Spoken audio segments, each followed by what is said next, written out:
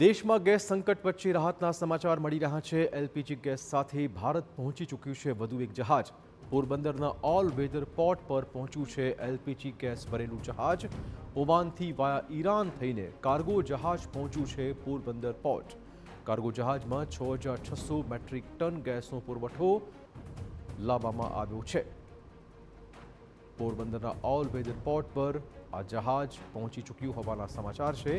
ઓમાનથી વાયા Iran થઈને પહોંચ્યું છે આ જહાજ। 6,600 મેટ્રિક ટન ગેસના પુરવઠા સાથે આ જહાજ પોરબંદર પહોંચી ચૂક્યું છે।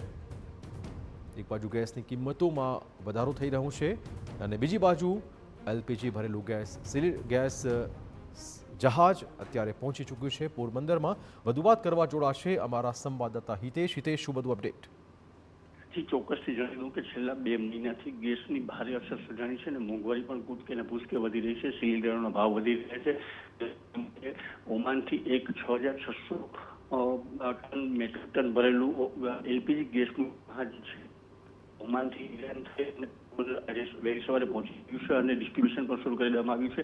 એટલે કહી શકાય કે દેશવાસીઓ માટે રાહતના સમાચાર કહી શકાય અને જે પુરવઠો અસ્તવ્યસ્ત થયો છે તે ઝડપથી ગોઠવી શકાય અને લોકોને આરામથી ગેસનો પુરવઠો મળી શકે।